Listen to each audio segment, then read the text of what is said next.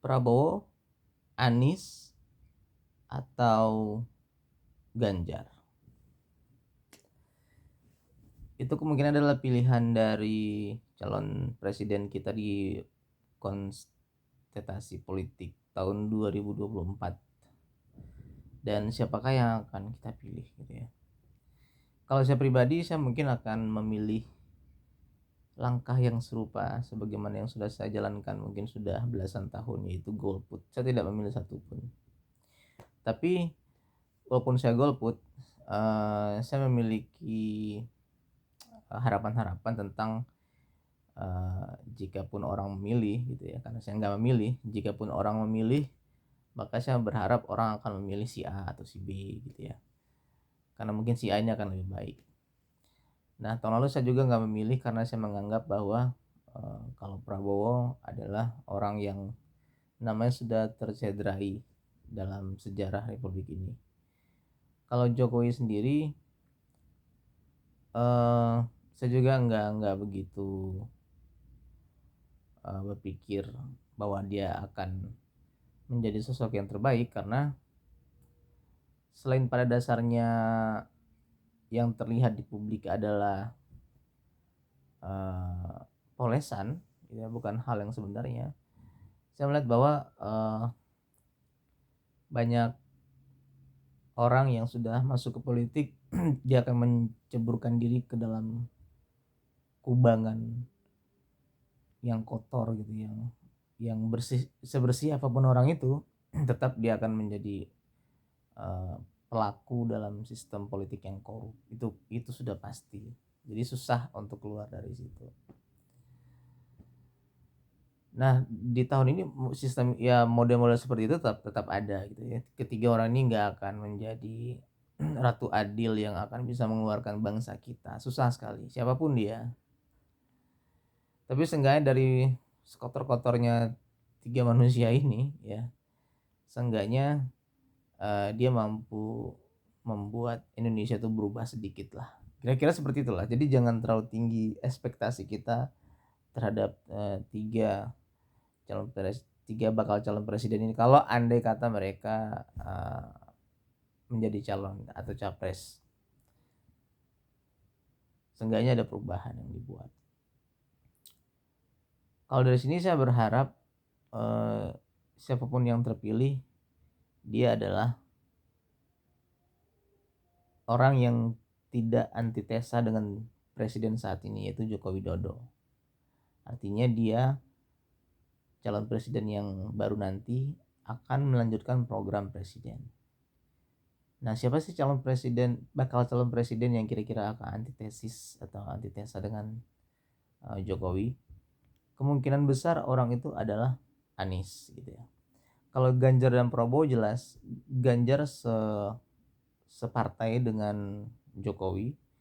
Prabowo adalah orang yang selama ini digadang-gadang oleh Jokowi ketika dia kabarnya menurut pemberitaan media massa bahwa dia tidak sepakat dengan Ganjar karena ia tidak dilibatkan dalam pemilihan Ganjar sebagai capres, dan juga suksesi dia terhadap dua menterinya yaitu Erick Thohir dan Sandiaga Uno itu ditolak oleh Megawati. Megawati kabarnya hanya akan memilih wakil untuk Ganjar dari kalangan NU, sebagaimana budaya itu sudah terjadi sejak lama gitu. Sejak Megawati itu mencalonkan diri jadi presiden pada tahun 2004, 2019, yang digandeng selalu ulama NU.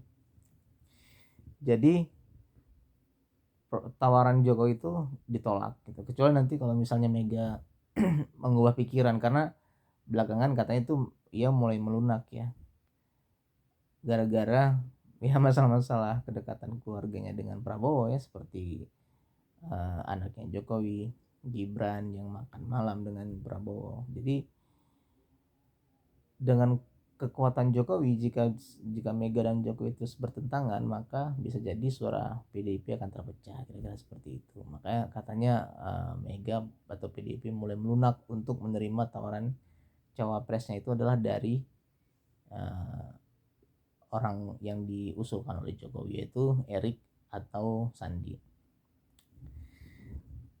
Nah, tapi melihat hal yang terjadi saat ini, eh, Prabowo sudah pasti akan digadang-gadang dan Jokowi sudah mulai menunjukkan dukungannya terhadap Prabowo. Kenapa? Karena Prabowo lah. Jadi gini ya, Jokowi ini sepertinya dia akan menjadi kingmaker gitu. Dia adalah orang yang ingin ada penggantinya itu adalah orang-orang yang sekubu dengannya. Siapapun dia, maka dia main politik dua kaki. Dia mendukung Prabowo, dia juga mendukung Ganjar. Sehingga siapapun yang terpilih adalah orang-orang yang akan mengamankan dia nantinya setelah dia turun. Kita kan nggak tahu apa yang terjadi selama pemerintahannya 10 tahun ini. Adakah kesalahan atau apapun yang nantinya itu harus di backup gitu, harus dilindungi. Nah itu. Yang kedua adalah bagaimana caranya orang-orang yang menggantikannya nanti dipastikan akan melanjutkan programnya. Nah ini kita akan bahas di bab selanjutnya ya, bukan di bab selanjutnya, di bagian selanjutnya setelah ini. Nah, Anies ini adalah orang yang dianggap tidak akan melanjutkan programnya karena partainya adalah partai oposisi pemerintah gitu. Dan kemudian dia juga berseberangan, artinya dia pernah dalam tanda petik dizalimi karena di reshuffle saat dia menjadi menteri. Dan kemudian dari kubu atau suara rakyat yang dikotomis ini juga dia berada di kubu yang apa ya, bisa dibilang kubu yang agak primordial sih, yang agak mendukung politik identitas gitu. Nah itu yang membuat si Anies ini agak berseberangan. Nah dari sini udah jelas pemetaannya, dan kemudian jika kita harus memilih, maka saya akan mendukung siapapun orang sepanjang dia nggak antitesis dengan program yang sudah dicanangkan Jokowi. Bukan karena Jokowi hebat, tapi karena di masa Jokowi negara kita sudah menghabiskan begitu banyak uang untuk pembangunan atau untuk infrastruktur, dan skema yang disusun Jokowi adalah pembangunan jangka panjang, bukan pembangunan jangka pendek. IKN misalnya itu bukan sesuatu yang akan kita lihat hasilnya dalam jangka pendek. Terus ada begitu banyak proyek infrastruktur yang saat ini masih berjalan dan juga nanti akan terus masih berjalan saat pergantian atau transisi presiden. Kalau digantikan oleh orang yang bertentangan dengan dia dan kemudian dia tidak akan melanjutkan program presiden ini, maka hasilnya sia-sia. Seperti itu.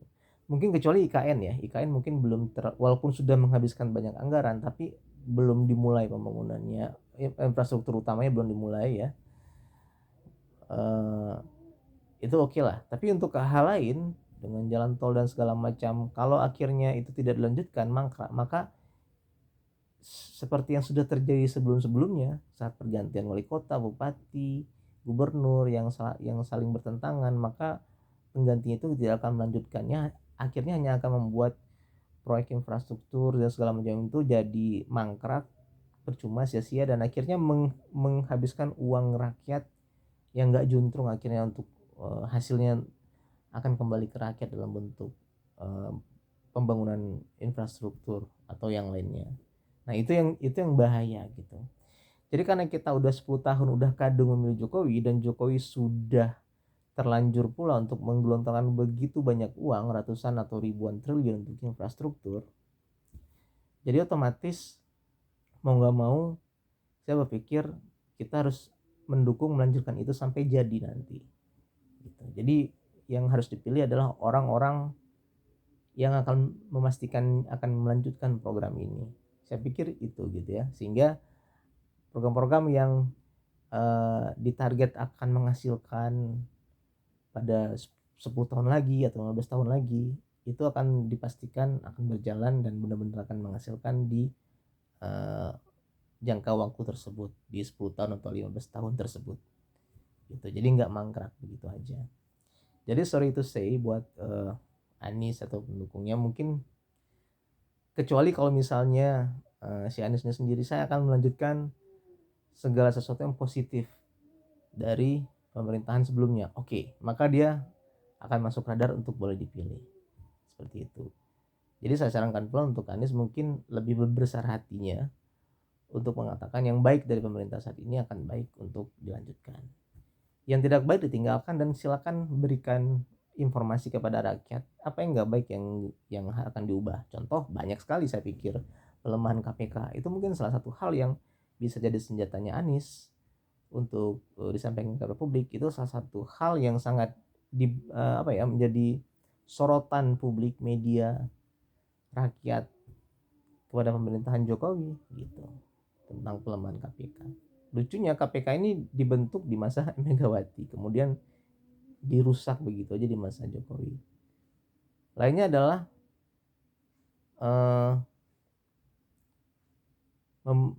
membentuk dan kemudian bukan membentuk sih, membiarkan oligarki itu merajalela. Itu juga salah satu hal yang cukup mengesalkan sih bagi saya sebagai rakyat ya. Jadi membentuk lingkaran bagi para bisnismen yang dekat dengan presiden, atau bukan bisnismen tapi orang di lingkaran dia yang kemudian berbisnis dengan keuntungan berada di lingkaran presiden. Kemudian bagaimana cara Jokowi juga menjalankan negara seperti yang menjalankan perusahaan, itu juga menjadi sorotan gitu. Bagaimana dia menekan berbagai lembaga, Kementerian Keuangan atau BUMN untuk memenuhi keinginan-keinginannya, tapi bagaimana cara mendapatkan dananya itu diserahkan begitu aja, jadi beban tanggung jawab si BUMN ini, sehingga akhirnya banyak BUMN itu mulai rontok keuangannya gara-gara hal-hal gitu. Itu juga jadi ada banyak gitu ya, ada banyak sebenarnya kekurangannya, nggak kita bilang bagus, tapi ya tetap pemimpin seperti dua sisi mata uang, ada yang bagus ada yang jeleknya. Nah kita ini mendukung yang bagusnya, dan yang bagusnya ini menuju yang bagusnya ini dilakukan dengan sudah begitu banyak menggelontorkan uang yang sama sekali nggak sedikit, dan uniknya uang tersebut tidak akan kembali dalam waktu dekat. Artinya dalam bentuk manfaat ya, tidak akan kembali dalam waktu dekat, masih akan dalam waktu panjang. Jadi itu harus diselesaikan, mau nggak mau harus diselesaikan. Jadi saya pikir itu ya, jadi mungkin itu salah satu jadi acuan. Mungkin orang-orang akan berpikir berbeda dengan saya saat dia memilih calon presiden. Dia akan memilih si A atau si B itu karena integritasnya dan segala macam. Tapi saya berpikir siapapun tiga orang ini, kita nggak usah ngomong integritas lagi, pasti nggak ada gitu ya. Dia akan tersandra oleh kepentingan orang-orang di sekelilingnya gitu, orang-orang partainya, pemodalnya, ya kan, dan seterusnya. Jadi agak susah. Jadi kita nggak usah muluk-muluk berpikir so idealis seperti itu, karena itu akan sulit. Saya sendiri udah golput belasan, aku mungkin kayaknya udah puluhan tahun juga sih udah saya golput, karena saya udah agak sulit untuk percaya dengan integritas yang ada dari seorang pemimpin bangsa ini. Jadi kita berpikir yang real aja, yang jelas-jelas aja. Yang kita pilih adalah orang yang mampu mengembalikan uang yang sudah habis menjadi sebuah hasil pembangunan yang akhirnya kita bisa rasakan. Mudah-mudahan bermanfaat.